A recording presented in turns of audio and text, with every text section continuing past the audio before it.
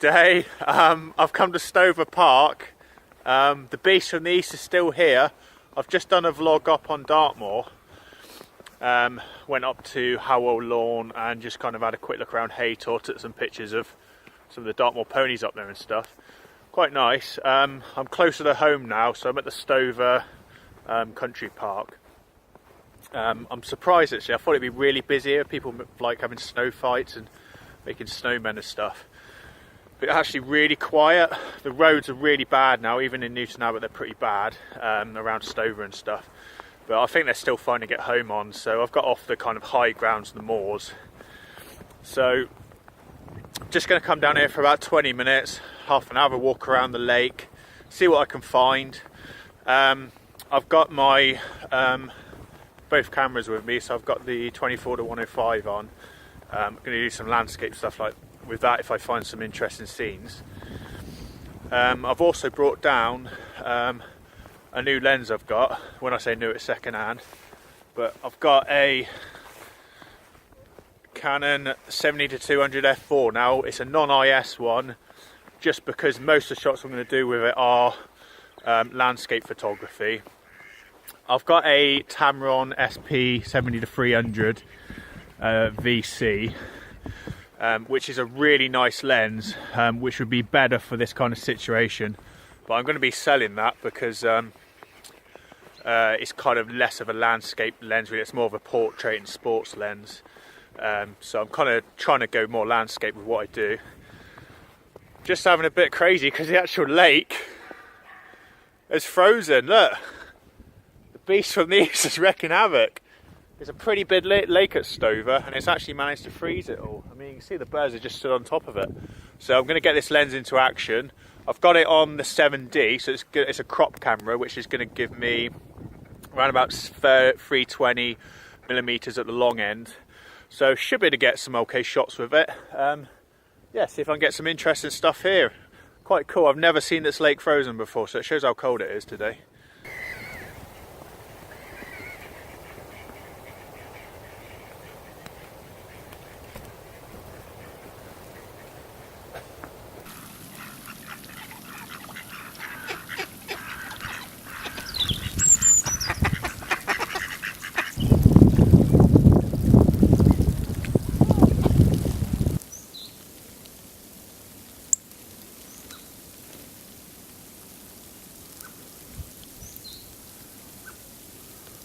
The robins here are crazily friendly. Look how close this one is.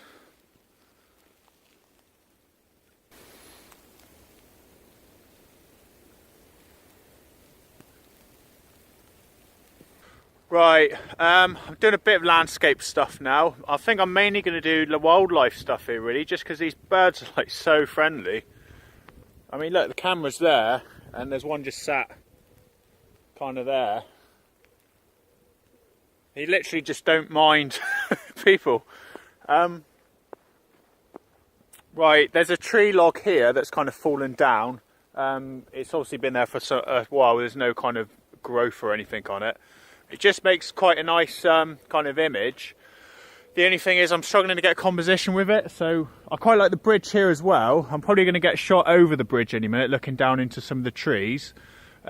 But I want to try and do something with this log here first. I'm probably going to hunt around here, try and get a bit of composition, try and get something set up, and try and get something in the frame. It'd be nice to try and get some of the lake in as well with this kind of lead-in line of the kind of ice, the snow on top of the ice frozen lake. So yeah, try and shoot probably down to the log. Going to go for a shot from here first. To be honest, I'm shooting most of the stuff handheld today. I've got the tripod anyway, just to rest it down, so it's not in the snow when I put it down on the ground. But I'm kind of holding most of the shots really. It's so light, it's so bright, there's no point in doing long exposures, so most of them are going to come out fine with a normal kind of handheld shooting today with the stabilizers on the lens. So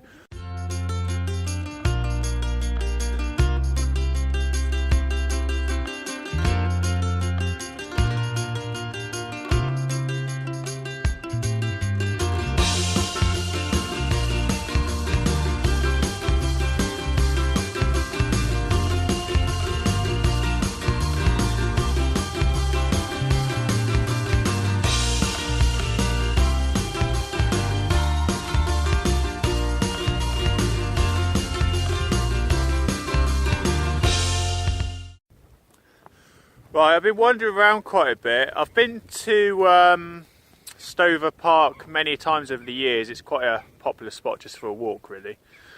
I've never really thought it as much of a landscape photography location. It's good for wildlife. You get herons here in the summer as well, and terns, and quite a few other kind of forest birds. There are quite nice forests around here as well. If you venture further into the back, you can get some nice kind of woodland shots, but I've never really thought of it as much of a kind of sweeping landscape area, even though it does have the lake in the middle.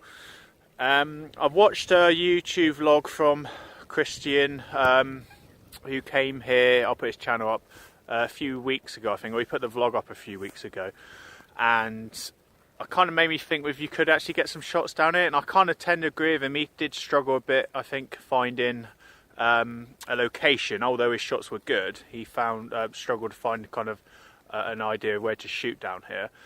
I've kind of ended up the same area he has, really, I think, which is kind of on this side of the lake. The other side, you do get reed beds, and they might work at some times of the year, but there's not really enough of them, and you can't really get close enough to them, so you can't really use them that easily. I'm quite lucky today, though, because the lake's frozen. There is this kind of like snake-in leading line. It's hard to get a composition of it that I really like. I can't really line up the line how I'd like, but it is giving it a bit of interest. And it's quite nice because it's making this part here of the lake have a few reflections, whereas this part isn't. And then obviously you've got the snow on the top of the frozen bit, and also you've got a row of birds kind of resting on it here. So it's quite an interesting shot. You're going to have the snow streaking down, you're going to have the trees in the background, the kind of blown out skies, the leading line, the reflections, the ice and the snow, and the birds sat on it. So there's quite a lot of stuff going on in the picture, in the frame. Again, it's a really simple shot. It's going to be a pretty bad image just because the lens is kind of facing right into the snow, so it's getting a lot of it on the lens. And it's a very simple shot. Again, no filters, just literally shooting straight, kind of no filters on, no polarizers, no point in using it at all. It's already a very balanced scene. I'm getting the shots I'm taking at an ISO of 200. I probably could lower that down to 100 now, but because it's a full frame I won't bother. I've already taken the shot. 200 will be fine, and that's given me that's an f11, and that's given me a 40th of a second exposure. So I'm on the tripod, so yeah, should be quite a nice shot. Should have a bit of interest in it. I'll fire that one up now and see what you think.